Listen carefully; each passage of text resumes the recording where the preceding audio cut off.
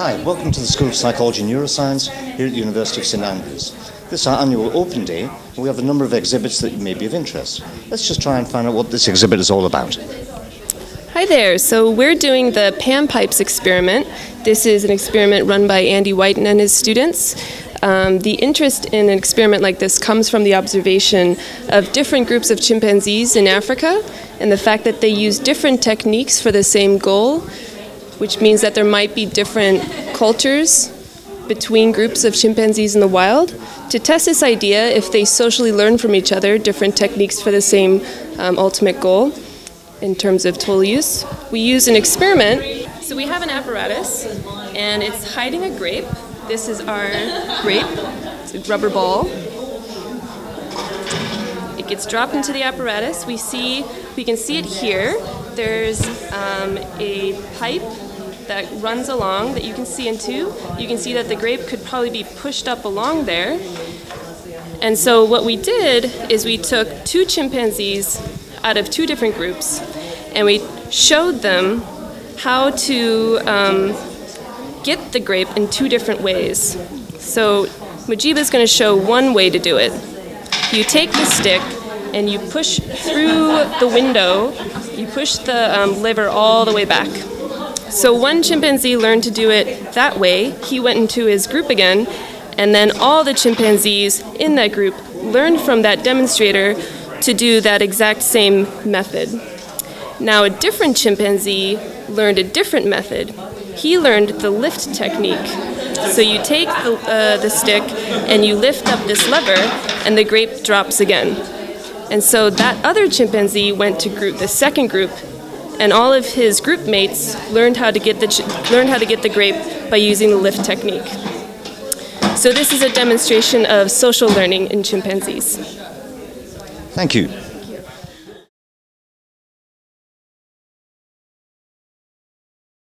Here we have some of our third-year students who are involved in the Science Discovery Day, and we're just going to say a few words about what their particular task involves.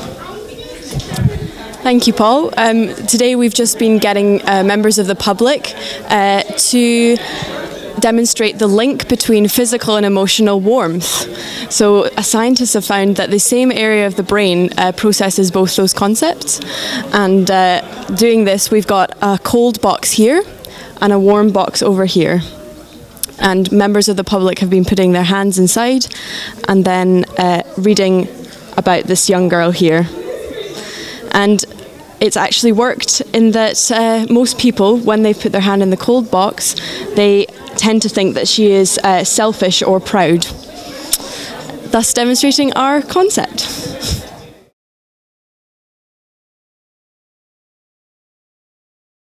Okay, here we have another demonstration. You're just going to tell us something about what she's doing. Okay, so we are showing to the public what the McGurk effect is, and this effect shows how in the brain our perceived senses are intermixed. So, for example, if the McGurk effect happens, then discrepant information, auditory and visual information occurs, and our brain makes the third perception that actually didn't happen. So, for example, people hear syllabus ba, ba, ba, and they see a person saying ga, ga, ga, and what happens in the brain, 98% of adults perceive da, da, da. So yeah, that's what we're trying to show for the public.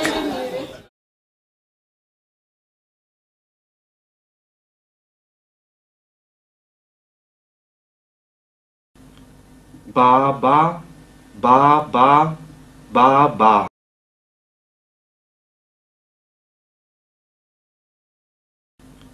Ba, ba, ba, ba, ba, ba.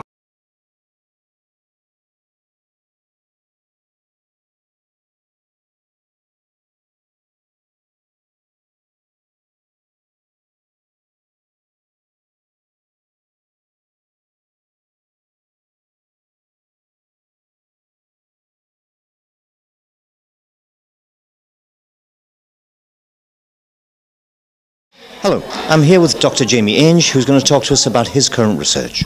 Hi Paul, today we are doing a memory experiment to firstly ask the question whether people are smarter than rats. This might seem like quite a strange question, but the reason that we're interested in this is we in the lab use a lot of tests of memory in different types of animals, but in rats specifically.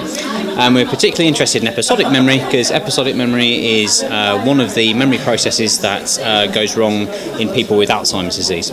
So what we've been doing today is we've been illustrating to people how we do the memory tests in rats, and if you pan down a little bit, I can show you some of the objects that we use. So we can get rats to explore household objects and toys. The reasoning behind this is rats will explore things that are new. So if you give them the opportunity to explore something in session 1, for example, if we get them to explore this small frog, and then bring them back for a second session and give them an option to explore the frog and the boat, they'll spend more time exploring the boat because that's the new thing. And the nice thing then is that gives you an opportunity to study memory for the thing that they've already seen, which is the frog. So we've been explaining that to people today, and we've also got a computerized version of it, so we can get people to do basically the same task, but as I say, in an easier format. And we've had some interesting results. So we've had some kids who've done very well. Even kids of 4 or 5 years old have done as well as the rats have done, which we might think was going to be something that we expect to see and would be quite straightforward, but rats have actually been shown to be pretty smart at these kinds of things through our types of research. So yeah, it's been a good success. That sounds great. So could this be used as a kind of diagnostic tool in Alzheimer's disease? Exactly, yeah. So our idea is to try and do 2 things. Firstly, to validate the rat tasks so that we know that the types of memory we're looking at are the same types of memory that are going wrong in Alzheimer's, so we can say that these tasks are valid tests to look for treatments for Alzheimer's. And we'll also try and do exactly what you said, which is come up with a version of this that we can use both in normal people but also in patients with Alzheimer's, and that would be a really strong validation to be able to say that we're testing the same type of memory in our experimental animals and with the patients. So this is the memory task that we've been using today. It's a basic computer-based task. What we do is we get people to look at complex scenes where there are a number of visual objects in different places on the screen, and you'll notice that there's an interesting sort of texture behind. In this case it's a zebra skin, and what we do is we get people to look at this particular scene for 20 seconds or so, get them to try and remember as much of it as we can. Then we skip them on to a second scene, which is similar, except that the background has now changed. Some of the objects are now new, and some of the objects have moved. And what we're interested in looking at here is we can ask a number of different memory questions here. We can ask them if, and I'll just point you at the questionnaire now, we can ask them if they've seen certain objects before and present them with new objects. We can ask them if they've seen particular objects within particular places, and we can ask them about when they've seen that. So did you see it on the first slide or did you see it on the second slide? And we can go on and ask them, did you see this particular object against one of these particular backgrounds? And the reason that these things are interesting is that the combination of these types of stimuli are exactly the type of information that we would be encoding when we're remembering an episodic memory. That's great. Thank you very much.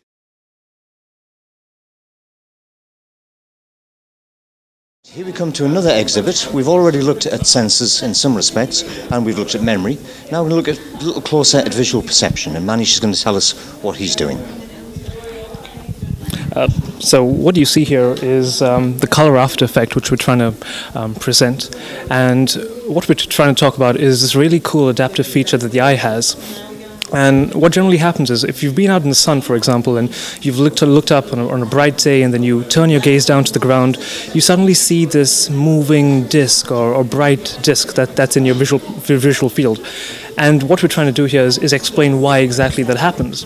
Now, the color after effect normally takes place in 2 conditions. One, if there's a short, bright exposure to light, or if you stare at a colorful image for a longer period of time.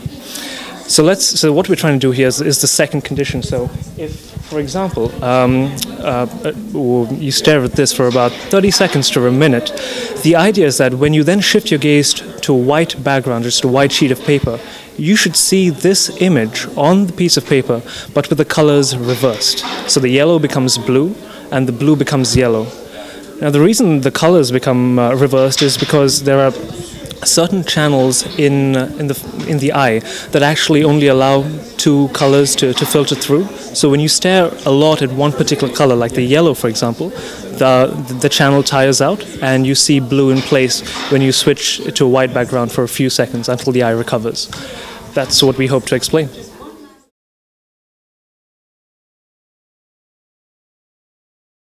Here we'd like to talk to Carmen, who's a postgraduate student with Professor David Perrott, and she's going to describe her work. So what we do in exhibit today is work on skin color. So we found recently that if you eat more fruit and vegetables, you will have a slightly yellower skin color. And we find that within people, within a few weeks, your skin color can actually become more yellow, and that makes you look more attractive. And here today we're hoping to find out whether children also perceive a yellower face as more attractive. So from a health policy point of view, rather than telling people to have 5 fruit and vegetables every day because it'll keep you healthy, we should tell them it'll make them more attractive. Absolutely, and in fact we've been doing that. We've run a few experiments where we have told people how they could change their appearance if they ate more fruit and vegetables. So in fact we showed them their own face and transformed it to be more yellow in line with what it would look like if they ate better. And we find that it does actually change people's behavior. So across 10 weeks they did actually increase their intake of fruit and vegetables compared to people who got NHS information, which basically tells you that, you know, it's good for you and all that. And those people actually did not change their diet at all. And fruit and vegetables presumably are cheaper than cosmetics. Oh, absolutely, yes, and cheaper than tanning beds as well. Thank you very much.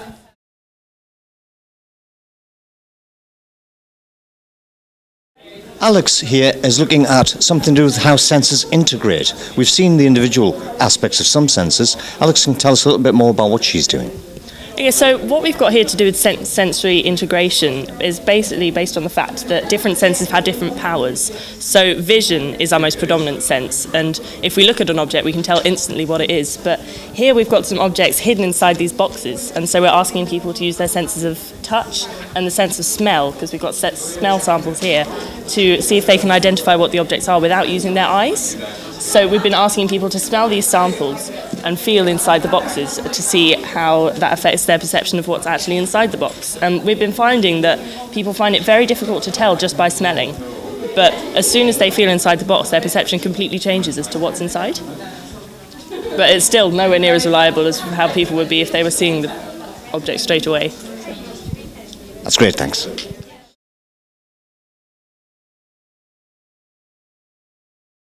We've looked at perception in various ways, but now we're going to look at something slightly different to do with audio perception, and something that's had quite a lot of coverage in the media. Yes, our group was looking at pitch perception in teenagers, youngsters, and adults. What basically happens is that as we age, we don't hear high pitches anymore, and this really varies with age. And the reason why this happens is because in our inner ear, we have an organ called the cochlea, and along it, we have the tiny hair cells, and at the base and at the apex of it, which is the tip, basically. And the ones at the base respond to low frequencies, and the ones at the apex respond to high frequencies. But since the one at the base are so close to the middle ear, they respond to all frequencies, so we can say they get used up quickly. So they get damaged and never get replaced. And this is basically the reason why, as we age, we come to not hear the high frequencies, hence the high pitch.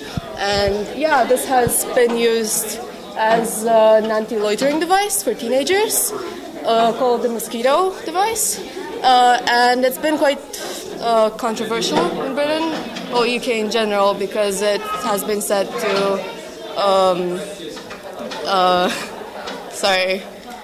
basically mess with the human rights.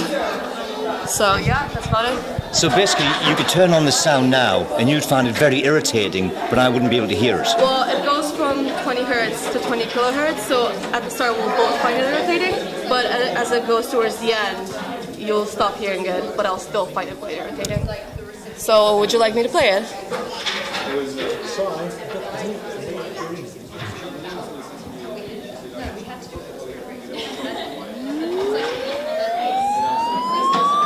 Hear it. I can hear it. I can hear it. I can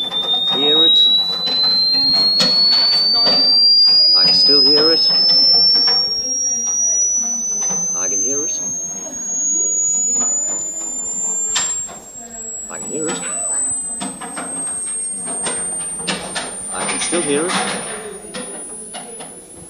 Can you hear it, Brian? No, not at all. Okay. I can't hear it. Okay, I can still hear it now. I can't hear anything. I'm still hearing it, and I can still hear it. Now it stopped. Now it stopped for me as well. That's pretty impressive.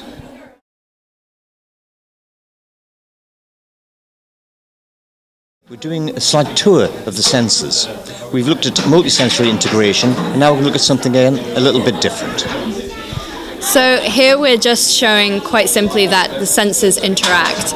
So what we're showing is we're asking people to smell these different liquids that are all flavoured differently and to guess what flavour they think they are. And what we find is that people are influenced in their choices by what they look like. And what we don't tell them is that actually we've coloured them incorrectly. So this one, a lot of people think it's Coke because it's brown and it's fizzy, and there's such a strong association in Western culture with that and Coca-Cola, but actually it's lemon lime water, and we've just coloured it that way. And it's funny because it's such a strong association that some people, even when they know that it's not Coke, they'll smell it and still think it smells like Coke, and then they'll drink it and they still think it tastes like Coke. So what we're just showing here is that the senses interact in our brain. And that's pretty much it. Very good, thank you. You're welcome.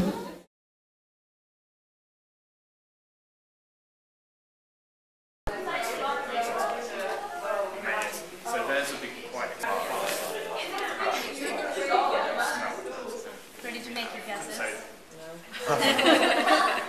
We're right about this one. It is water. This is also water. Just color. This is an orange and peach, strawberry, and this is actually lemon and lime. Oh, lemon and lime. Surprising. Would you like to taste it? Confirm. Alright. But because it's the colour that makes you think it's Coca-Cola. Yeah, we're basically just showing that one sense influences another. And even with lemon lime, When you know what flavour it is, some people, it's kind of hard to tell. even after trying it, still thought it was Coca-Cola, even though they were told that it was lemon lime.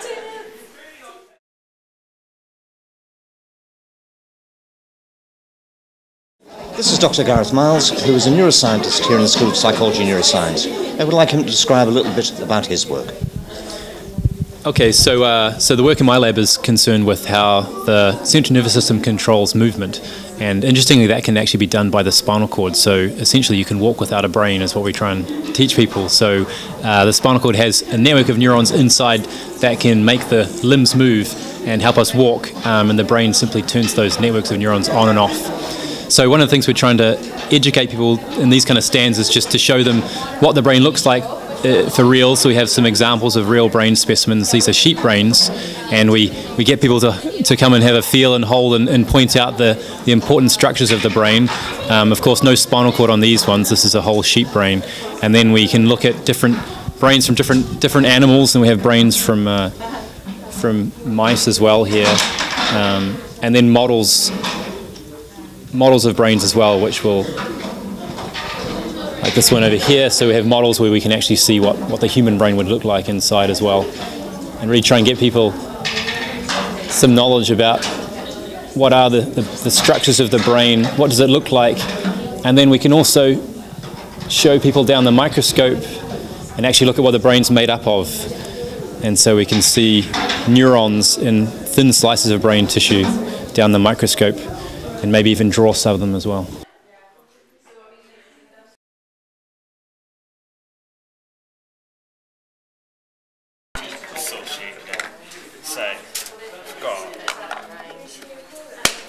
So on this whole one, touch.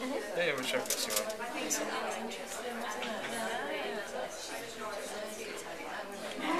So these ones have just been hemisected, so we just cut those in half, basically. And then we've got cell bone at the back, and then you've got, and you can see like the white matter and the grey matter very clearly. It looks like a tree. So the white bit would be the white matter, and the rest would be the grey matter. So the white matter is like where the axons would travel and flow, whereas the grey matter would be the cell bodies would actually sit. Oh, okay. I've always wondered what the difference was. It's got the white matter because it's got like the myelin sheath surrounding it. Yeah. And that's why it's got that fatty kind of. That's why it's silver called white. It's got quite a lot of fat on it. Okay. And then, so on the outside of it, so you'd have the skull sitting around it like that. Yeah. And then you've got this is the meninges. So the meninges is just like this tough coating on it. So you can feel that. It's really quite thick and rough. Wow. So that's our protective tissue on it, and it's the bit that gets inflamed during meningitis, is this bit. And so, yeah, it just affects like the whole area. Yeah. Okay, so, what else can I show you? This one. So, if we cut through the cerebral cortex and a bit on the side here, we've got, again, the white matter and the grey matter. So that's more classically how it's probably seen on that side.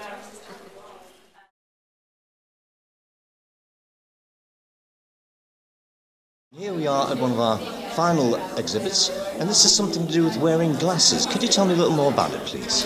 So it's about prism adaptation. These glasses here have got 2 prisms in, and they're thicker on one side. So when you put them on, they shift your visual field over to the left-hand side, so that when we have the kids putting on the glasses, when you put them on and you aim for the target, you actually hit to the right. Because your brain is adapting to wearing the glasses. Then as you continue, you can you hit to the middle. And then when you take the glasses off and do it again, your brain, because of the plasticity of the brain, it compensates. So you'll hit to the left, and then after a while, you'll get back to the middle again. And so for children who wear glasses, this must be like astigmatism in the way that the eyeball is shaped. So effectively when they wear glasses, it's doing exactly what you've just demonstrated. When they wear normal glasses? Yes. Yes, absolutely.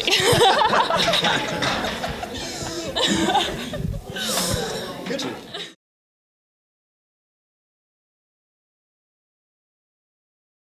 My name is Paul Gardner. I'm a Principal Teaching Fellow here in the School of Psychology and Neuroscience at the University of St Andrews. What you've seen today have been demonstrations of the kind of phenomena that we are interested in as psychologists. So, for example, if you're interested in 3D movies, you have to understand how 3D vision works. Other demonstrations, for example, have shown us that facial attractiveness can be linked to eating healthier. So, eating healthy fruit and vegetables, for example, make you look more attractive. That has to be a big selling point for anybody. This programme has been put together as part of the Open Minds series that we have here at the University of St Andrews, and we open this up to the general public to show them what psychologists really do rather than what the press suggests that we do. A lot of our work is experimentally based in laboratories, etc., but also we need to do some impact, some public engagement to show people what is going on. And we're fortunate to be funded both by the School of Psychology and the University of St Andrews, as well as national bodies such as the British Science Association and the government funding bodies that fund most of our research. If you'd like any further information, please feel free to contact us through our website. Thank you.